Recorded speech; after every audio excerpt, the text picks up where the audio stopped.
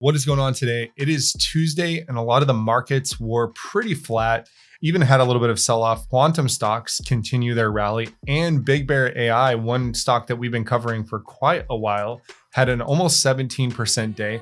So we're going to look at a bunch of quantum stocks. We're going to look at a couple speculative stocks like Plug Power, Ceragon Networks, and I don't think SoFi is speculative anymore, but I think that a couple of these stocks might benefit from a potential rate cut tomorrow. So we're going to see potentially a rate cut coming from the Fed. And just looking at quantum tickers today, green again. So we're going to go into some price action, especially on IonQ, Rigetti, D-Wave, the big three, all doing very well in the stock market. And we're going to do this in a short amount of time because I know you guys got other stuff to do. Do me a huge favor, hit the like button. It helps other people see this content and keeps us all informed and as part of the conversation. All right, let's jump in. All eyes on the Fed tomorrow. The Fed is likely to produce first rate cut of 2025. The Federal Reserve is widely respected to make the first interest rate cut of 2025, but the bigger question for investors is how many more cuts could be on the way as the central bank contends with a weak job market, sticky inflation, and mounting White House pressure. And it's not only if the rate cut is going to come, but what the Fed says with the rate cut. If it's a hawkish cut or a dovish cut, we're going to have to see tomorrow, and we'll see how markets respond. If it's a hawkish cut, I think a lot of optimism has been priced into the market already, and we can see things move down. If it's a bullish cut, if it's a dovish cut, then I think we see things potentially respond well.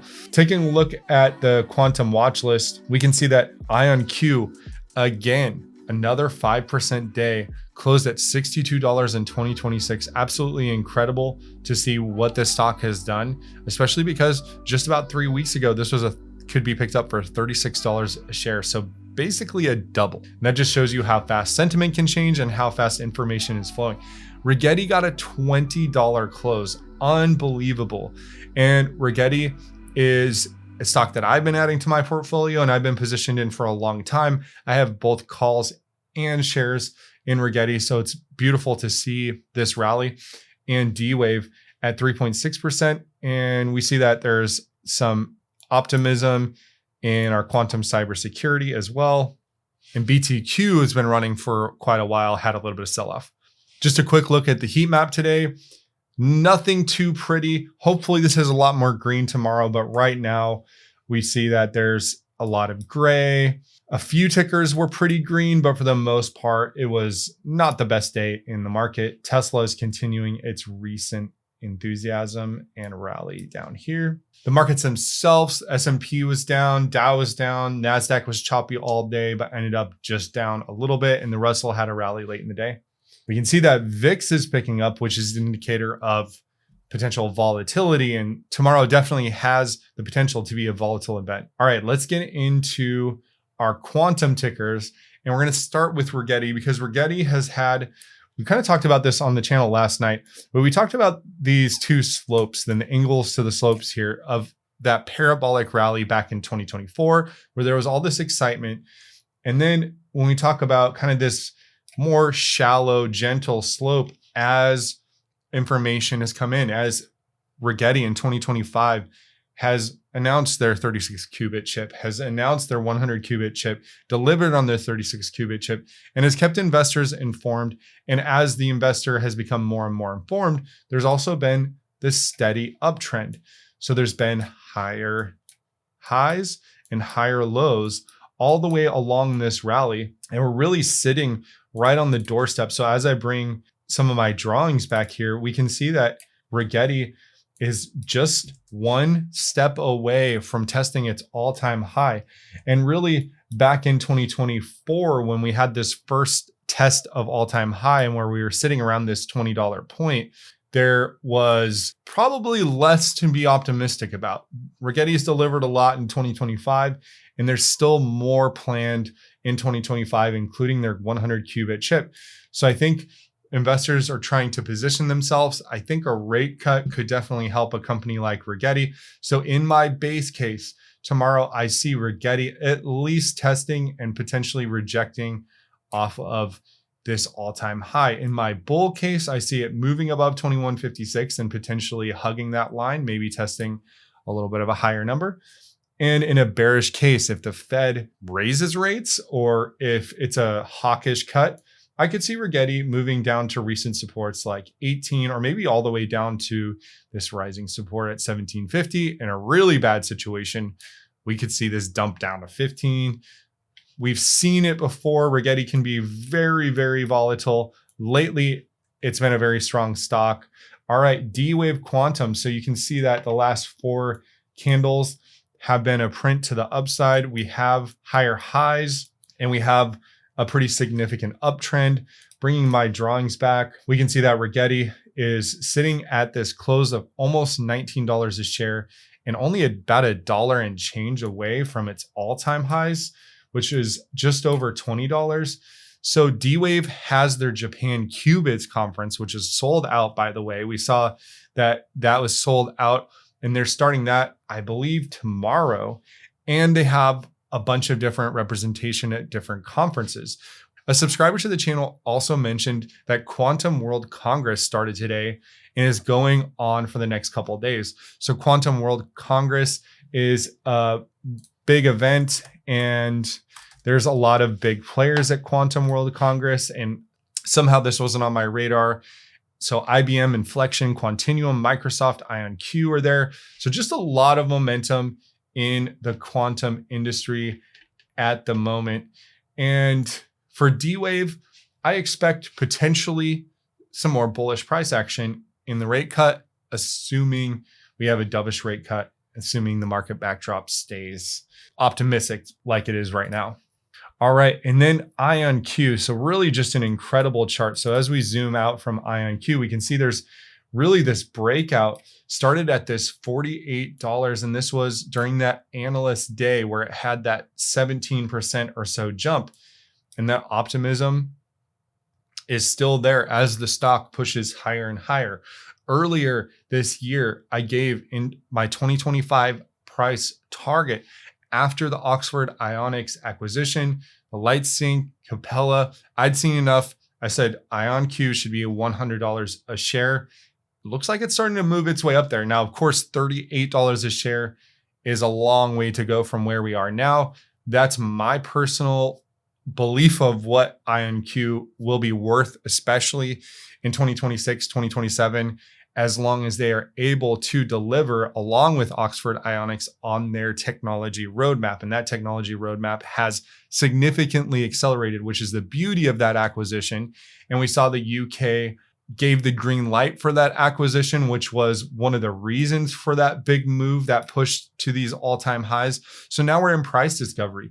We don't really know where we're going from here.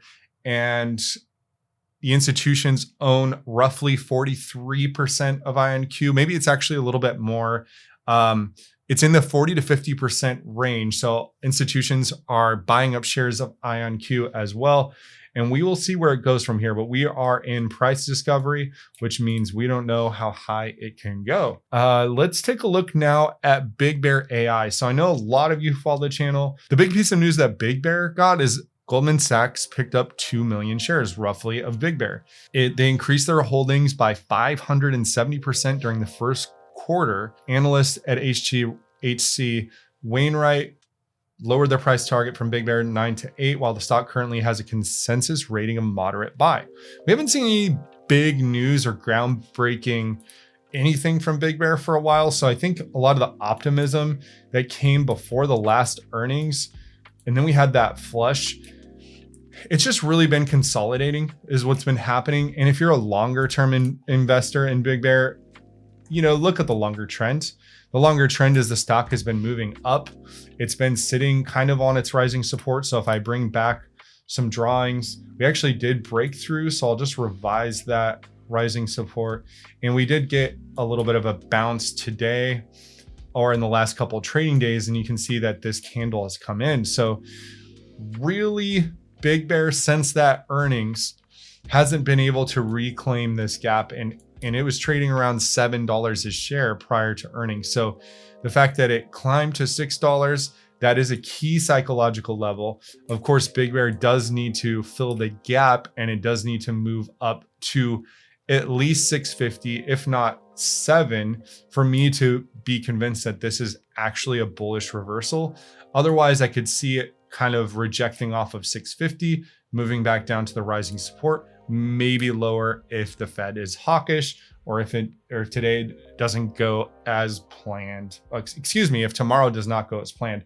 But it does look promising right now in the chart. Of course, it was a 17% day. We'll see if that holds into tomorrow. A pretty bullish setup. We just need to capture 650 and then 7, and then we're back in business with BigBear.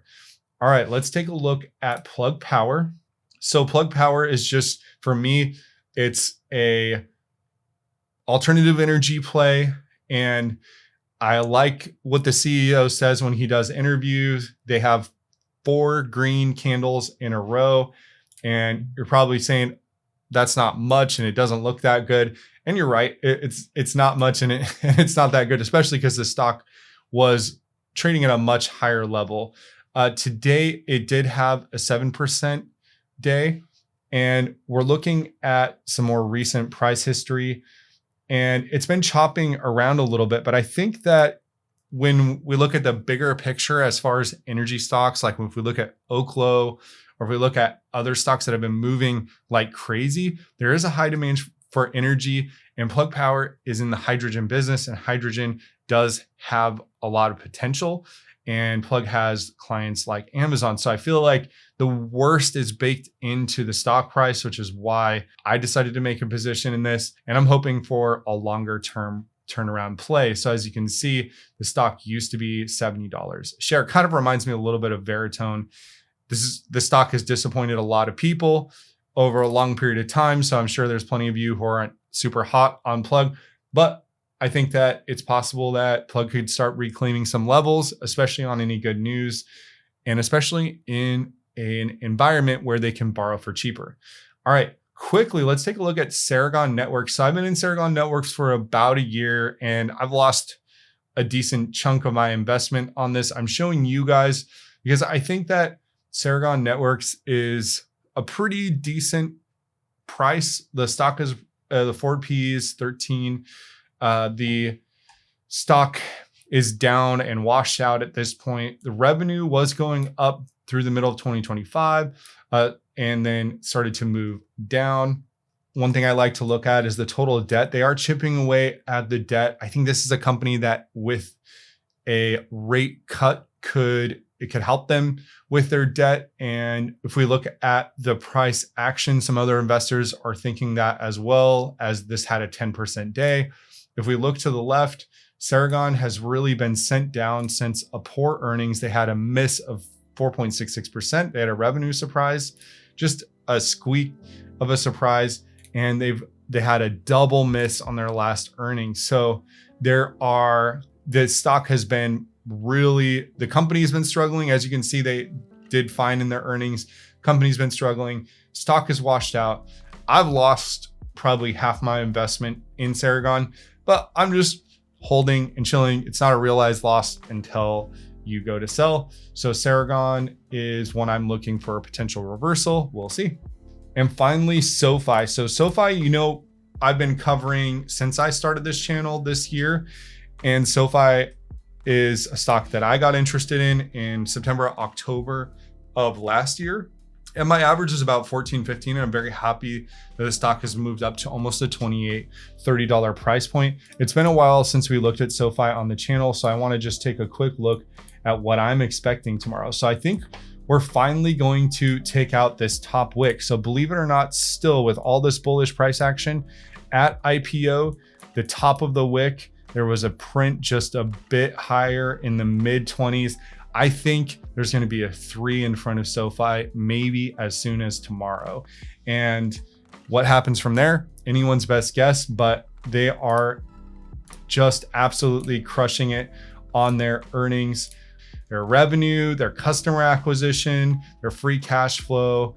They have been spending more and they have more assets and more liabilities. They're growing as a company, the growth profile and the revenue is there, and they're not prioritizing just profit for shareholders. They're also prioritizing long-term growth. There's lots of channels that cover SoFi more in depth on YouTube, so definitely look them up. I also personally have my own account with SoFi, love the app as well. All right, everyone. So we covered 7 stocks today. Hope you enjoyed that. We covered 3 quantum stocks and 4 other stocks that I think might benefit from the rate cut. I hope that you found this informative. If you haven't already and you think I've earned it, hit the like. And if you'd like to see more content like this and haven't subscribed yet, smash the subscribe button. We'll see you guys in the next one. If you would like to support thequantumbull.com and the Quantum Bull YouTube channel, I do have YouTube memberships here. Each of them has exclusive perks. The Gold Bull membership gets you into our Discord with trade alerts, and we have a lot of fun over there. So I invite you to come join as a channel member.